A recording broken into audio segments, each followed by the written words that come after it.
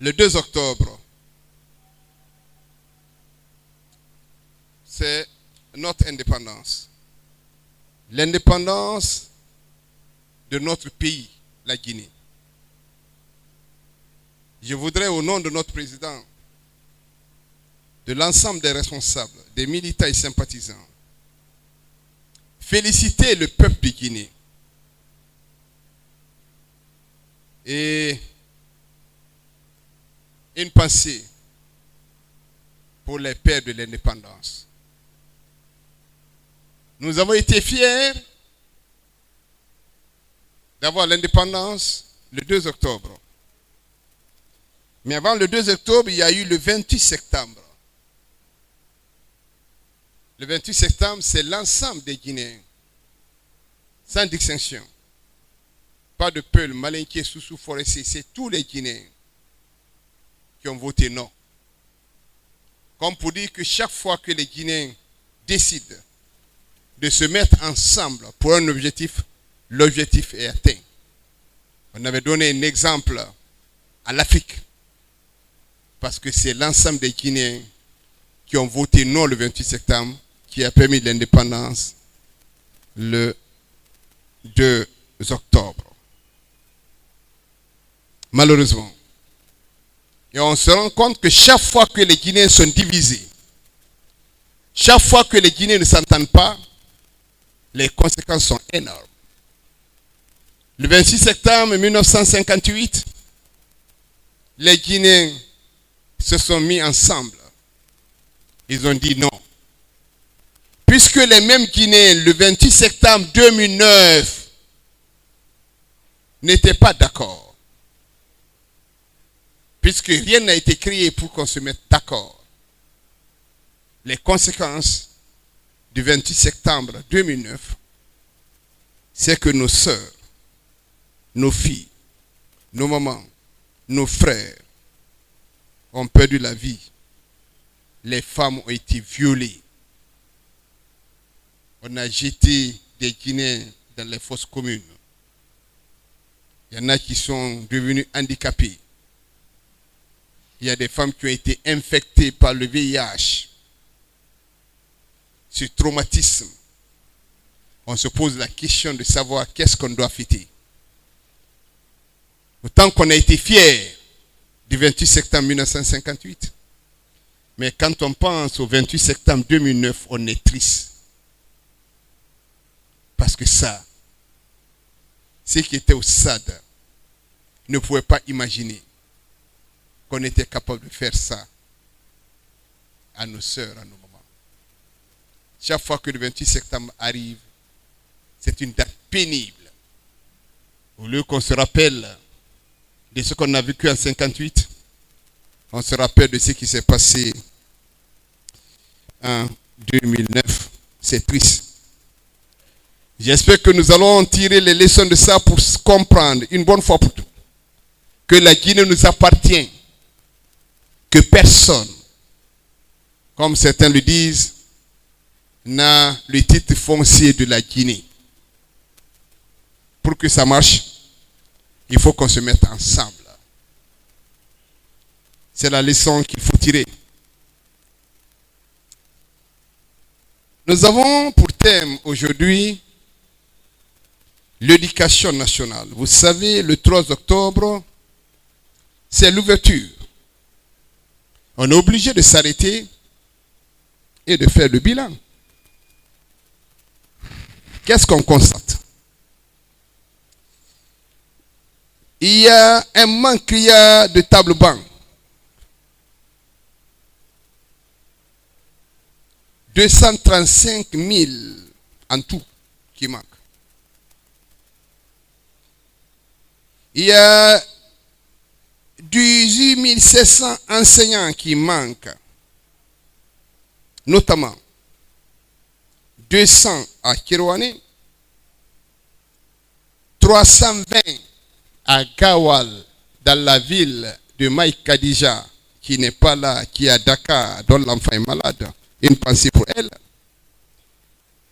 200 tables-bancs.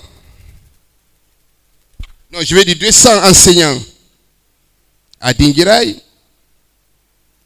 Dans la zone de l'Abbé, 2800 enseignants qui manquent. Donc, notez bien, 18 700 enseignants qui manquent dans notre pays. On ne peut pas parler d'éducation sans enseignants. Vous avez 5800 écoles délabrées, sans eau, sans latrine. Des écoles hangars. Il y a des écoles qui sont décoiffées, complètement décoiffées. Il y a eu un contrôle sur les 16 763 diplômes contrôlés. 1549 sont faux.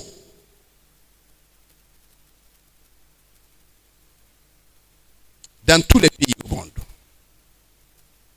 Le budget, le premier budget, doit être affecté à l'éducation. Dans notre pays, les faibles budgets affectés à l'éducation nationale et le peu qui ont été votés n'est pas décaissé. Non seulement le budget est faible, mais ce qu'on a encore affecté à l'éducation nationale n'est pas décaissé. Comme pour dire, aujourd'hui dans notre pays, le cadet des soucis de nos gouvernants, c'est l'éducation. La preuve est donnée parce que les essais scolaires, avec moins de 30% d'admis en 2022 et moins de 50% en 2023. Le niveau général, qui est très bas, des enseignants et des élèves. L'accumulation des pauvres contractuels, des années de pauvres contractuels qui ne sont pas payés. On est en droit de se demander, après 65 ans d'indépendance, nous nous posons la question essentielle. Est-ce que les enfants qui doivent être scolarisés, est-ce que tous ces enfants ont droit à l'école? La réponse malheureusement est non. Faisons un peu le diagnostic de l'école guinéenne. Après 65 ans d'indépendance, 40% de nos enfants ne vont pas à l'école. Soit parce qu'il n'y a pas d'école, soit parce que l'école n'est pas de qualité. Ceux qui vont à l'école ne trouvent pas des infrastructures de qualité. Là où il y a des écoles de qualité, elles sont construites par la contribution des communautés. Ça veut dire que c'est les citoyens qui construisent les écoles. Lorsqu'il y a des infrastructures, il n'y a pas d'enseignants. Dans cette assemblée, parmi nous, combien de personnes ont participé à l'achat des tables bancs dans leur préfecture et dans leur sous-préfecture? Nous avons tous participé. Combien de personnes ont mobilisé des fonds pour payer des contractuels pour que les enfants puissent étudier? À la fin de l'école primaire, à cause de ces conditions, beaucoup d'enfants ne savent ni lire ni écrire. Ceux qui finissent l'université, qui ont la chance de finir l'université,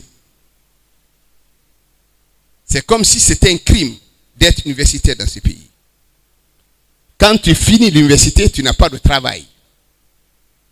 Beaucoup d'universitaires sont au chômage.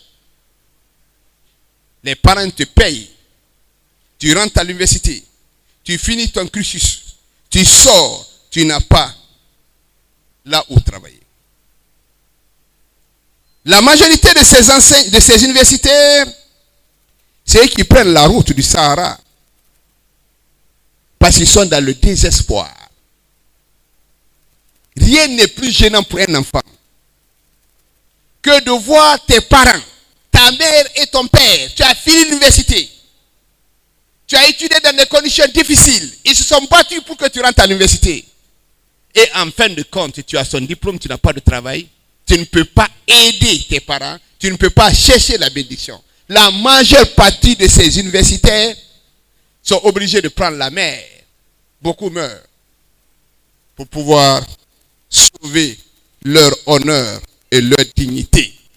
Parce que chacun a besoin d'être digne. Quand vous avez fini les études, vous avez besoin de chercher la bénédiction. Vous avez besoin de travailler.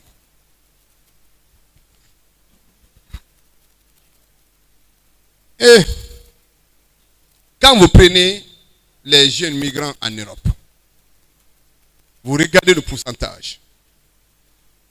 Vous les mettez ensemble. Vous prenez 100 Africains qui ont migré. Croyez-moi que la majorité, c'est des Guinéens. Malheureusement.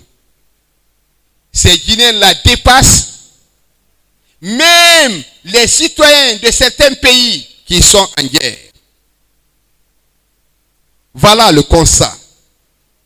Messieurs les vice-présidents, voilà le constat de notre enseignement. Voilà le constat de notre éducation. C'est triste. C'est triste. C'est pénible. On se pose des questions. Est-ce que les gens savent que l'avenir d'un pays, c'est l'éducation? Est-ce qu'ils savent que pour qu'un pays avance, si tu as 100 francs, tu dois mettre au moins 30 ou 40 francs dans l'éducation? Qu'on refuse de décaisser le budget alloué à l'enseignement. Le thème, voilà le thème de notre assemblée d'aujourd'hui. Je suis triste. Quand je vois ça, et dans un pays où on n'est pas capable de faire le rapport entre les dépenses et les recettes, quand on dégage, quand on investit dans les dépenses et que les dépenses sont supérieures à la recette, on est dans une situation compliquée. On avait pensé que le colonel Doumbouya et le CNRD allaient simplement organiser les élections et partir. Les banques,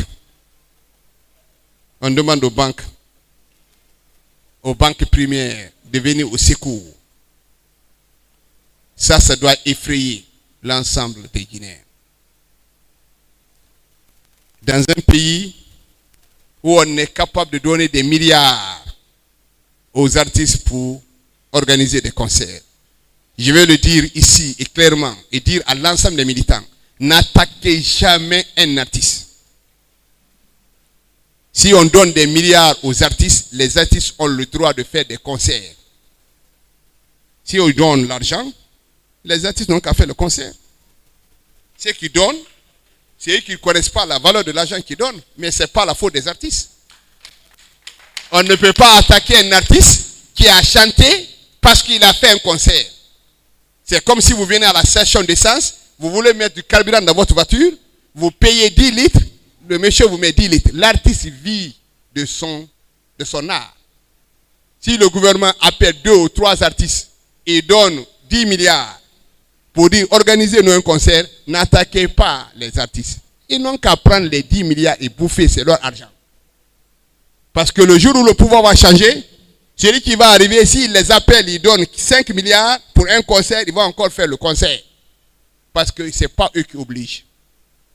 Donc, ne touchez pas aux artistes.